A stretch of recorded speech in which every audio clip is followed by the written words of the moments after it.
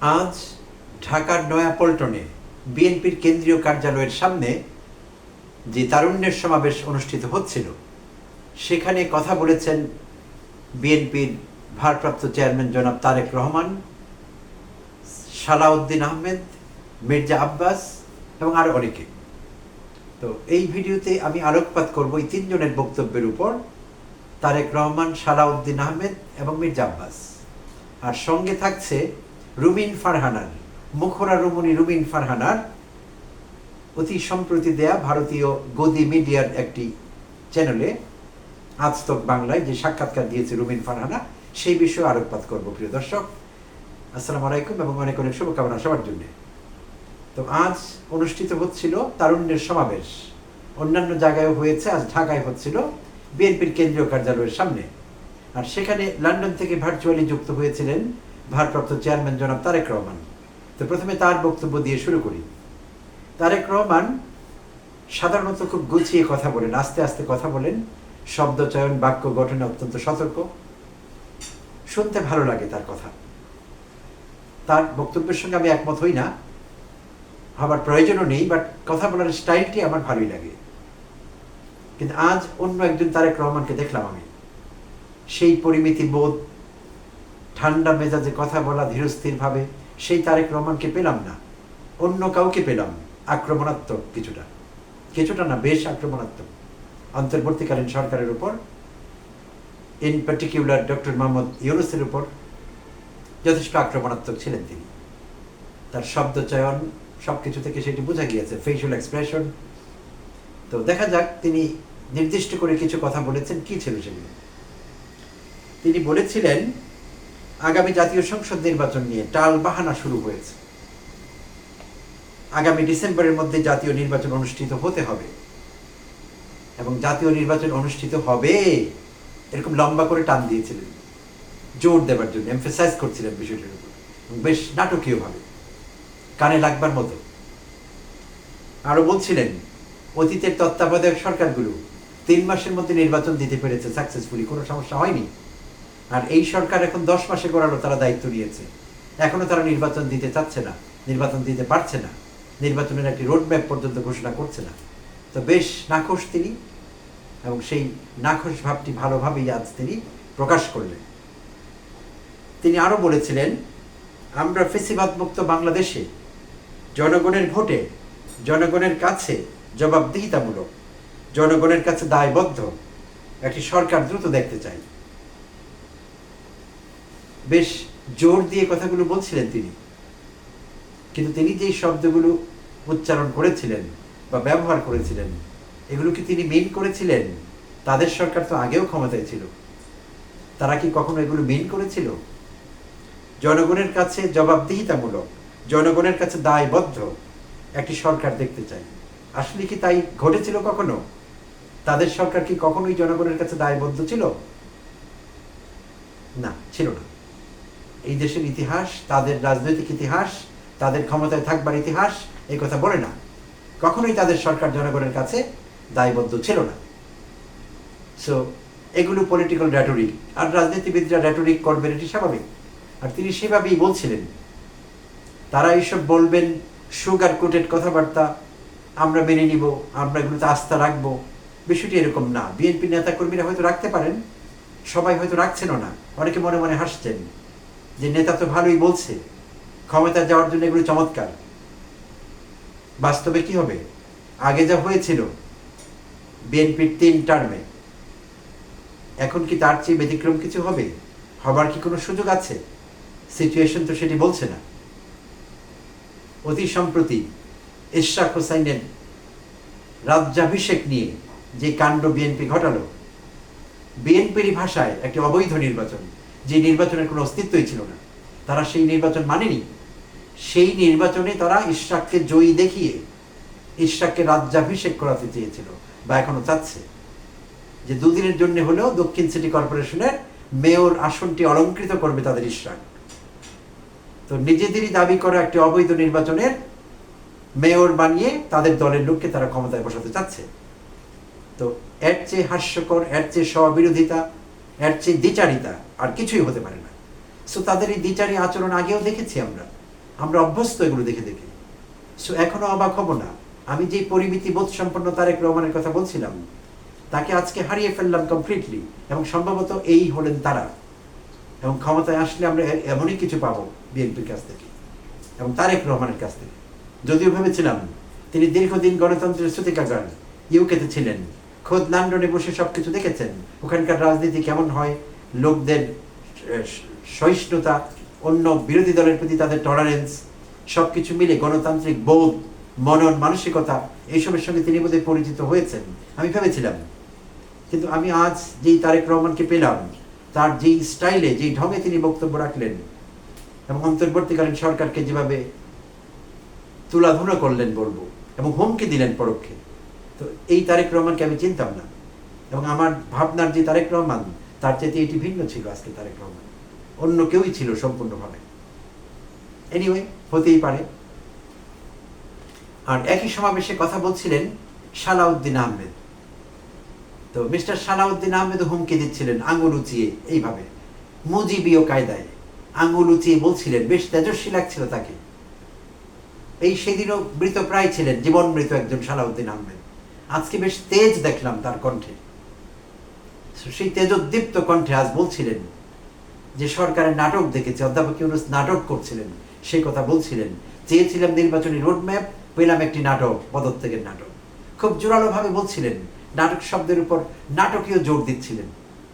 Enjoy করছিলাম তার বক্তব্য, আর মেলাবার চেষ্টা করছিলাম সেই মৃতপ্রায় জীবন মৃত সালাউদ্দিন আহমেদের সঙ্গে আজকের তেজোদ্দীপ্ত সালাউদ্দিনের পার্থক্যটি বুঝবার চেষ্টা করছিলাম। আর এত শক্তি হঠাৎ করে কোথায় পেলেন সেটাও ভাববার চেষ্টা করছিলাম। হিসেব মিলছিল না আসলে। একই সমাবেশে কথা বলছিলেন মির্জা আব্বাস, যিনি বেশ কিছুদিন ধরে বেফাস কথাবার্তা বলে মিডিয়া গরম রাখছিলেন সরকারের বিরুদ্ধে, অন্তর্বর্তীকালীন সরকারের বিরুদ্ধে। যাচ্ছে তাই বলছিলেন। এই অর্ধশিক্ষিত মানুষটি যা ইচ্ছে তাই বলে, যখন খুশি তখন বলে। কি বলছে তারও কোনো কিছু ভাবনা নেই, জানার চেষ্টা করছে না, তার দলেরও কোনো ভাবনা নেই। একটি সার্কাস জুড়ে দিয়েছে বিএনপি। মির্জা আব্বাসদের মতো লোকরা বক্তব্য রাখছে যেখানে সেখানে, যা তা আলাপ সালাপ, এটি সার্কাসের মতো লাগছে আমার কাছে বিষয়টা। আমি এনজয় করছি তাদের সার্কাস। তো সেদিনই বলছিলেন যে এই সংস্কার, এইসব ফালতু সংস্কার, এইসব সংস্কার হলেও আমরা মানি না, আমরা ক্ষমতায় আসলে এগুলো বাতিল করে দিব, চেঞ্জ করে দিব। মির্জা আব্বাস বলছিলেন সংস্কার যা কিছু হয় চেঞ্জ করা হবে, থাকবে না এগুলো কিছু। একটার পর এক কথা বলেই যাচ্ছেন, একের পর এক কথা বলে যাচ্ছেন। আজও বলছিলেন যে ব্যাপক চাঁদাবাজি হচ্ছে, নিজেই বলছেন যে ব্যাপক চাঁদাবাজি হচ্ছে, আর বিএনপির উপর দোষ চাপানো হচ্ছে। পুলিশ চাঁদাবাজদের গ্রেপ্তার করছে না কেন? আমার কাছে হাস্যকর মনে হলো এবং শিশুতোষ মনে হলো বক্তব্যটি। এই বক্তব্য তো প্রকারান্তরে তাদের বিরুদ্ধেই গেল। এই ব্যাপক চাঁদাবাজি কে করছে? বিএনপির ছেলেপেলেরা করছে, ছাত্র দলের, যুব দলের, তারাই করছে ব্যাপক চাঁদাবাজি। তো কেন তিনি এই কথা বললেন মুখ ফসকে কিনা আমি জানি না, সত্য স্বীকারোক্তি, সরল স্বীকারোক্তি। পরক্ষণই বললেন বিএনপির উপর দোষ চাপানো হচ্ছে। আরে করছেই তো বিএনপি, দোষ চাপানোর আছে কি সেখানে? আর পুলিশ কেন গ্রেপ্তার করছে না? পুলিশ কি করে গ্রেপ্তার করবে? তোমরা যেভাবে হুমকি ধামকি দিচ্ছ যে আমরা ক্ষমতা এসেই গেলাম, এখন জায়গায় জায়গায় তোমরা পুলিশের সঙ্গে নেক্সাস করেছো, একটি ইলিগাল, একটি ইলিসিট, একটি ইলেজিটিমেট নেক্সাস চলছে সব জায়গায়, বিএনপি অ্যান্ড পুলিশ। তো পুলিশ কি করবে? পুলিশ ভাবছে যে আমাদের অবস্থা এমনি নড়বড়ে, বিএনপি যদি বাই চান্স বাই অ্যাক্সিডেন্ট ক্ষমতা এসেই যায়, তখন আমরা যদি অ্যাকশনে যাই, এখন নিরপেক্ষভাবে অ্যাকশনে যাই, আমাদের তখন ঝামেলা করবে নানান রকম, পদবি আটকে যাবে, প্রমোশন আটকে যাবে, নানান রকম প্রশাসনিক জটিলতায় পড়তে হবে। সো ঝামেলায় গিয়ে লাভ কি? সো তোমাদের হুমকি ধমকির কারণেই পুলিশ তোমাদের সঙ্গে মিলেমিশে ভাই ভাই হয়ে গিয়েছে। সে পুলিশ কি করবে? পুলিশের তো এখানে কিছু করবার নেই। তো এই আলাপ সালাপ বকছিলেন মির্জা আব্বাস। আর এই তিনজনের, তারেক রহমান সহ বাকি যে দুজনের কথা বললাম, সালাউদ্দিন এবং মির্জা আব্বাস, এই তিনজনের বক্তব্যকে ছাপিয়ে আরেকটি ফোরামে যার বক্তব্য প্রমিনেন্ট হয়ে উঠেছে, টক অফ দ্য কান্ট্রি হয়ে উঠেছে, এবং অন্যান্য দেশেও, যেসব দেশে বাঙালি ডায়াসপোরা আছে, আই এম শিওর সেখানেও টক অফ দ্য সিটি হয়েছে, ওইসব সিটিতে, যার বক্তব্য, যার বেফাস কথাবার্তা, যার দেশদ্রোহিতামূলক উক্তি, বক্তব্য। মুখরা রমণী রুমিন ফারহানার কথা বলছিলাম প্রিয় দর্শক। হ্যাঁ, তাকে অনেকেই মুখরা রমণী বলে থাকেন। শেক্সপিয়ারের একটি কমেডির নাম দ্য টেমিং অফ দ্য শ্রু, অর্থাৎ মুখরা রমণী বশীকরণ। সো তাকে কেউ বশীকরণ করবার চেষ্টা করেছিল কিনা কখনো, বা করলেও সফল হতো কিনা আমার যথেষ্ট সন্দেহ আছে। বাট লোকেরা বলাবলি করছে যে তিনি নাকি মুখরা রমণী। মুখরা কথাটির ইংরেজি সমার্থক শব্দ হলো বা ইকুইভ্যালেন্ট হলো শ্রু, SHREW, শ্রু। সো সেই জন্যই শেক্সপিয়ার তার কমেডির নাম রেখেছিলেন দ্য টেইমিং অব দ্য শ্রু। এরকম ঝগড়াটে একজন মুখরা রমণীকে বশীকরণের চেষ্টা হয়েছিল সেখানে। তো এখন সেই মুখরা রমণীর প্রসঙ্গে আসি। অনেকদিন থেকে মুখরা রমণী বেশ মিডিয়া গরম রাখছিলেন নানা রকম কথাবার্তা বলে। আর তিনি আওয়ামী লীগের যখন পতন হলো তখন এমন সব কথাবার্তা বলছিলেন, আমার নিজেরও কিছু সময়ের জন্য মনে হয়েছিল তিনি বোধহয় আওয়ামী লীগে জয়েন করেছিলেন হাসিনা পতনের আগে, আর হাসিনা পালিয়েছে এই জন্য তিনি বোধহয় মাতম করছেন, হাসিনা করছিলেন অনেক প্রসঙ্গে। বিএনপি নেতা কর্মীরাও কনফিউজ হয়েছিলেন কিনা আমি জানি না, আমি কিন্তু বিশাল কনফিউশনে পড়ে গিয়েছিলাম, বিশাল বিভ্রান্তির মধ্যে পড়ে গিয়েছিলাম যে রুমিন কি আওয়ামী লীগের নাকি বিএনপি। অনেকেই বলাবলি করছিলেন রুমিন তুমি কার। তো রুমিনের কথাবার্তা ভারসাম্যহীন ছিল, বরাবরই বোঝা যাচ্ছিল না কি বলছেন। কখনো নৈতিক কথা বলছেন, পরক্ষণে চরম অনৈতিক কথা বলছেন, কখনো ফেসিবাদের বিরুদ্ধে বলছেন, পরক্ষণে ফেসিবাদের প্রশংসা করছেন। এই ছিল রুমিনের ভূমিকা গত অন্তত 10 মাস ধরে। এর আগেও ছিল কিছুটা ভারসাম্যহীন কথাবার্তা, তো ইদানিং গত 2 মাস 3 মাস ধরে অনেক বেড়ে গিয়েছে, পাগলামিটা একটু বেশি বেড়েছে মনে হচ্ছে। তো বড় পাগলামির পরিচয় দিয়ে ফেললেন ভারতের গদি মিডিয়ার নিকৃষ্ট একটি সংবাদ মাধ্যম, সেখানে সাক্ষাৎকার দিয়ে বাংলাদেশ থেকে সাক্ষাৎকারে যুক্ত হলেন আজতক বাংলা নামে একটি কুখ্যাত, আমি বলবো নটোরিয়াস, এবং একটি প্রপাগান্ডা, কি বলবো এটিকে, প্রপাগান্ডা মেশিন, সে আজতক বাংলা। সেই আজতক বাংলায় তিনি সাক্ষাৎকার দিলেন। তাতে তার নিজস্ব আত্মমর্যাদা বোধ নিয়েও প্রশ্ন উঠতে পারে কারো কারো, কারণ এই সেদিনই কিন্তু এই একই মিডিয়া সেনাপ্রধানকে নিয়ে, অধ্যাপক ইউনূসকে নিয়ে বেশ কিছু বানোয়াট কথাবার্তা বলেছে, সবসময় বলছে। তো সেনাবাহিনী থেকে, বাংলাদেশ সেনাবাহিনী থেকেও প্রতিবাদ করা হয়েছিল সেগুলোর। আর সেই মিডিয়ায়, সেই চ্যানেলে রুমিন ফারহানা সাক্ষাৎকার দিলেন, তার নিজের মান সম্মান ভুলুণ্ঠিত করে, দলের মান সম্মান ভুলুণ্ঠিত করে, দেশের মান সম্মান ভুলুণ্ঠিত করে, এবং এই আচরণকে আমি দেশদ্রোহী বলবো। সেখানে তাকে উস্কানিমূলক প্রশ্ন করছিল ইন্দ্রজিৎ কুণ্ড, সেই চ্যানেলের ইন্দ্রজিৎ কুণ্ডের সঙ্গে তিনি সাক্ষাৎকার দিচ্ছিলেন। বিভিন্ন বিষয়ে তার মুখ থেকে কথা নেবার চেষ্টা করছিল ইন্দ্রজিৎ, আর রুমিন সেই ফাঁদে পা দিয়ে দেশ বিরোধী কথাবার্তা বলেই যাচ্ছিলেন। অধ্যাপক ইউনূসকে ছোট করছিলেন ব্যক্তিগতভাবে, অধ্যাপক ইউনূস নাটক করছেন, অধ্যাপক ইউনূস ষড়যন্ত্র করছেন, অধ্যাপক ইউনূস কখনো ক্ষমতা ছাড়বেন না, ক্ষমতা থেকে যাবেন না, রোডম্যাপ ঘোষণা করা হচ্ছে না, দেশের অর্থনৈতিক অবস্থা চরম খারাপ হয়েছে, সব কিছু মিলিয়ে বিপর্যস্ত অবস্থা, অন্তর্বর্তীকালীন সরকারের অস্তিত্বই নেই, এইসব লাইনে তিনি যাচ্ছিলেন।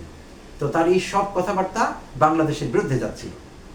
আর কমেন্টে দেখতে পেলাম, সেই চ্যানেলেই বেশ কিছু কমেন্ট আমি দেখলাম, সেখানে কেউ কেউ প্রস্তাব করছেন, যারা দেখেছেন বা লিখেছেন কমেন্টগুলো, তারা বলছেন যে রুমিনকে মোদির সঙ্গে বিয়ে দেওয়া হোক, কেউ বলছেন শুভেন্দুর সঙ্গে বিয়ে দেওয়া হোক, তাকে 4-5 জনের সঙ্গে বিয়ে দিয়ে ফেললো লোকেরা। আমি বেশ অবাক হলাম, রুমিন একজন মহিলা, একজন মহিলাকে 4-5 জনের সঙ্গে বিয়ে কি করে দেওয়া যায়? লোকের এইটুকু বিবেচনা পদ্ধতি রাখা দরকার ছিল। একজন মহিলার 5 জন স্বামী হতে পারে না, সে হ্যান্ডল কিভাবে করবে যদি এটা হয়? বাট লোকেরা তাকে বিয়ে দিয়ে দিচ্ছিল। আমি বেশ অবাক হয়েছি, লোকেরা বেশ ক্ষিপ্ত হয়েছে, লোকেরা কমেন্ট করছিল যে তুমি দেশদ্রোহী একজন মানুষ, তুমি বাংলাদেশের কলঙ্ক, এইসব কমেন্ট আমি দেখেছি এবং আমার কাছে তাই মনে হয়েছে। এই কমেন্টগুলোকে আমার কাছে অত্যুক্তি মনে হয়নি, এক্সাজারেশন মনে হয়নি। রুমিন এগুলো রিজার্ভ করেন। তো বেশ কয়েকদিন থেকে দেখছি রুমিন প্রধান উপদেষ্টাকে অত্যন্ত তুচ্ছ করে কথা বলছিলেন, বাজেভাবে কথা বলছিলেন তার সম্পর্কে, যেই কথাগুলো গ্রেপ্তার হবার মতো কথা হতে পারে। মত প্রকাশের স্বাধীনতার মধ্যে এগুলো কোনো অবস্থায় পড়ে না। হাসিনাকে যদি রুমিন এসব কথা বলতেন, রুমিনকে ইন্নালিল্লাহ করে ফেলতেন হাসিনা বহু আগেই। আর আমাদের অধ্যাপক ইউনূস বলে, অধ্যাপক ইউনূস গণতন্ত্রে বিশ্বাস করেন বলে, অধ্যাপক ইউনূস ধৈর্যশীল একজন ব্যক্তি বলে, মার্জিত একজন জেন্টলম্যান বলে, রুমিনের মতো লোকেরা, রুমিনের মতো মুখরারা এসব আজে বাজে কথা বলে তাকে ব্যক্তিগতভাবে আক্রমণ করে, তার ক্যারেক্টার অ্যাসাসিনেশন করে রক্ষা পেয়ে যাচ্ছে। আর তারেক রহমান যে কথা বলছিলেন, ফিরে আসি একটু তারেক রহমানে। তারেক রহমান বলছিলেন যে ইউনূস সাহেব নাটক করছেন, ইউনূস সাহেব কোনো কিছু রোড ম্যাপের সেটা দিচ্ছেন না, তার বিষয়ে চরম অসহিষ্ণুতা প্রকাশ করছিলেন আজ তারেক রহমান সাহেব। তো আর তারেক রহমান সাহেব এই যে এত অস্থির আজকে হয়ে উঠলেন, আর অন্যান্য দিনের সঙ্গে অন্যান্য সময়ের সঙ্গে তার যে আচরণে পার্থক্য দেখলাম, আমার কাছে কেন যেন মনে হচ্ছে মনের গহীনে আরেকটি বিষয় কাজ করছে, আরেকটি চিন্তা এইমাত্রই আসলো মাথায়, আর সেটি হলো আজই তারেক রহমান এবং জোবাইদার, তার স্ত্রী জোবাইদার দুর্নীতির মামলা থেকে তারা খালাস পেলেন। আজই ঘটলো ঘটনাটি, আর মামলা থেকে খালাস পাওয়ার পরে কি তারেক রহমান পাল্টে গেলেন? অধ্যাপক ইউনূস যদি এত খারাপ লোকই হতেন, তারেক রহমানের এই মামলায় এত সুন্দরভাবে, এত স্মুথলি, এত তাড়াতাড়ি খালাস পেয়ে যাওয়া কি সম্ভব হতো? অধ্যাপক ইউনূস চাইলে তো এই বিষয়গুলো সেভাবে নাও ঘটাতে পারতেন। অর্থাৎ তিনি কিছুই করেননি, এই বিষয়ে সম্পূর্ণ নিরপেক্ষ ছিলেন, তার সরকার সম্পূর্ণ নিরপেক্ষ ছিল, এই বিষয়ে কোনো রকম হস্তক্ষেপ হয়নি, বিচার বিভাগকে কোনোভাবে ইন্টারফেয়ার করা হয়নি বিচার বিভাগের কাজে, বিচার বিভাগকে বিচার বিভাগের মতো চলতে দেওয়া হয়েছে। আর তাই তারেক রহমানের এবং তার স্ত্রীর খালাস মিলেছে। যত খারাপ তারা অধ্যাপক ইউনূসকে চিত্রিত করবার চেষ্টা করছেন, অধ্যাপক ইউনূস এত খারাপ নন। এত খারাপ হলে তাদের নেতারা প্রতিদিন যা করছেন, খিস্তি খেউল, অশ্লীল কথাবার্তা, ব্যক্তিগত আক্রমণ, অধ্যাপক ইউনূস এসবের প্রতিকার করতে পারতেন। আমরাও চাই তিনি প্রতিকার করুন, আমরা চাই এসব বিএনপির দুর্বৃত্তদের গ্রেপ্তার করুন অধ্যাপক ইউনূস এবং তার অন্তর্বর্তীকালীন সরকার, এবং তাদেরকে শাস্তির আওতায় আনা হোক, আমরা চাই সেই। তার মানে আমি এই কথা বলছি না অধ্যাপক ইউনূসের সমালোচনা করা যাবে না, যাবে। মত প্রকাশের স্বাধীনতার মধ্যে এটি পড়ে, আর মত প্রকাশ মানে ব্যক্তিগত এবং চরিত্র হনন নয়। পরিষ্কার মেসেজটি তারেক রহমানকে দিতে চাই, বিএনপিকে দিতে চাই, আপনারা বেশি বেড়ে গিয়েছেন, আপনাদের লাগাম টানতে হবে। সমালোচনা এক জিনিস, আর অন্তর্বর্তীকালীন সরকারের প্রধানকে, রাষ্ট্রের প্রধান নির্বাহীকে যাচ্ছে তাই বলা সম্পূর্ণ ভিন্ন জিনিস। এই বিষয়টা আপনারা মাথায় রাখলে ভালো করবেন। আপনারা অধ্যাপক ইউনূসকে যতভাবে ছোট করবার চেষ্টা করবেন, আপনাদের ভোট বাক্স, ভোট ব্যাংক তত ছোট হতে থাকবে, মনে রাখবেন। অধ্যাপক ইউনূসকে ভালোবাসেন এই দেশে কোটি কোটি লোক আছেন। আপনারা যদি মনে করেন রাস্তায় দুটো মিছিল করে, কয়েক হাজার লোক দিয়ে একটা সমাবেশ করে সরকারকে হুমকি দেবেন, অধ্যাপক ইউনূসকে দুর্বল ভেবেছেন, এরকম না বিষয়টি। আমরা মোটেই এই দেশের জনগণ হিসাবে এটি মনে করি না, কারণ আমরা কোনো দলের কাছে বন্ধক দিইনি নিজেদের বিবেককে। আমরা এটা বুঝি না, কে কার মেয়ে, কে কার ছেলে, কে কার বউ, এসব সমীকরণ আমরা মেলাতে চাই না। আমরা একটি বুঝি, একটি সরকার ক্ষমতায় আছে, তাকে কাজ করতে দিন। নির্বাচন চাচ্ছেন, নির্বাচন হবে, আমরাও নির্বাচন চাই, তবে আমাদের ধৈর্যের কোনো অভাব নেই, পক্ষান্তরে আপনাদের কোনো ধৈর্য নেই। আপনারা চরম অসহিষ্ণু হয়ে উঠেছেন, একটু ধৈর্য রাখুন ভাই। ধন্যবাদ সবাইকে, ভালো থাকবেন।